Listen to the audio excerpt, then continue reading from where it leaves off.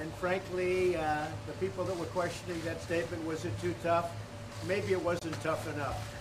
They've been doing this to our country for a long time, for many years. And it's about time that somebody stuck up for the people of this country and for the people of other countries. So, if anything, maybe that statement wasn't tough enough. And we're backed by 100% by our military. We're backed by everybody.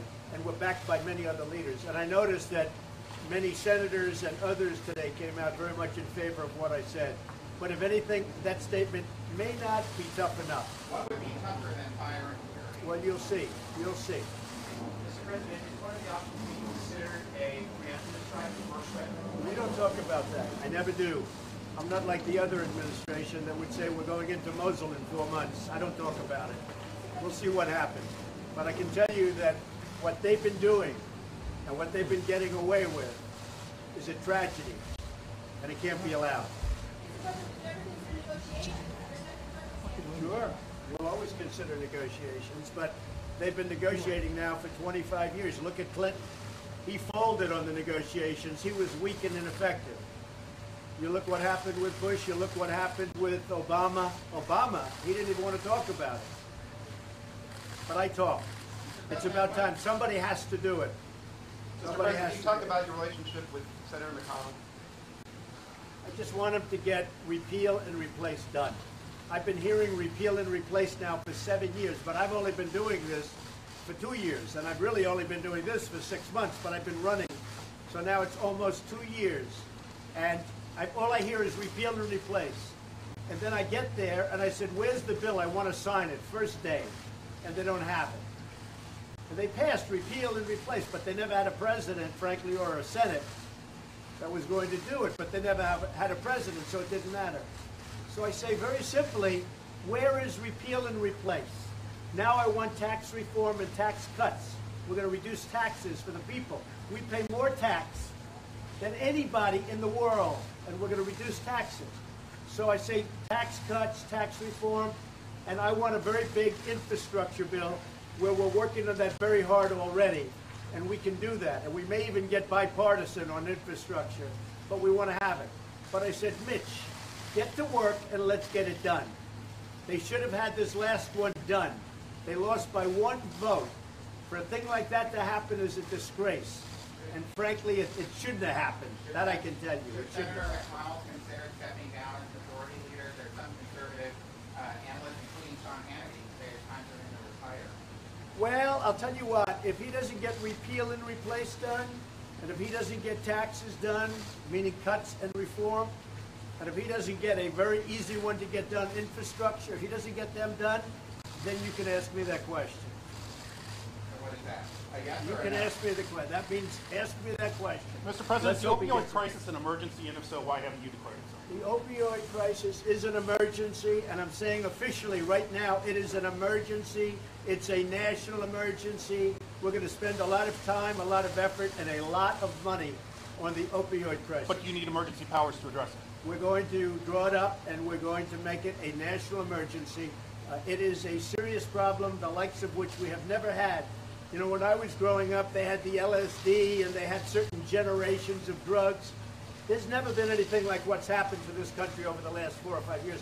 And I have to say this, in all fairness, this is a worldwide problem, not just a United States problem. This is happening worldwide. But this is a national emergency, and we are drawing documents now to so attest. Mr. President, there's been some mixed messages coming out of your administration on North Korea. Secretary Tillerson seems to advocate for diplomacy. Secretary Mattis seems to advocate for... There are no mixed messages. There are no mixed messages. I heard, to be honest, General Mattis may have taken it a step beyond what I said. There are no mixed messages, and Rex was just, stating the view. Look, here's the view. I said it yesterday. I don't have to say it again. And I'll tell you this. It may be tougher than I said it, not less. It may very well be tougher than I said it. Okay? How about one more? Can you offer any assurance to the American people who are understandably anxious about the situation with North Korea? They see images of these missiles coming up in the air, the threats of bomb, they see your statement about fire and fury. Should they be comfortable that you have this under control? The people of this country should be very comfortable. And I will tell you this.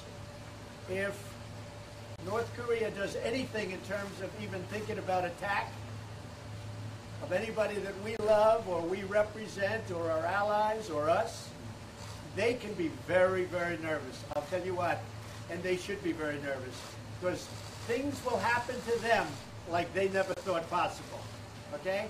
He's been pushing the world around for a long time, and I have great respect for what China and what Russia did and those 15, we got a 15-0 vote. I have great respect for China and Russia, what they did on sanctions. I believe that will have an effect. I don't think it will have the kind of effect, even though we were the ones that got it. And Nikki Haley did a great job. We all did a great job. But I have great respect for what they did.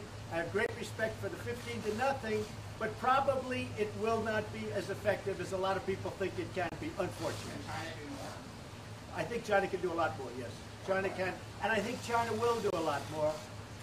Look, we have trade with China. We lose hundreds of billions of dollars a year on trade with China. They know how I feel. It's not going to continue like that.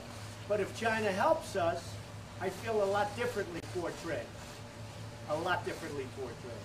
So we will I think, the people of our country are safe, our allies are safe, and I will tell you this, North Korea better get their act together, or they're going to be in trouble like few nations ever have been in trouble in this world. Okay? Thank you very much. We're going down to the other side, and we're going to take a few more questions. Okay? Thank you. Thank you, Dan.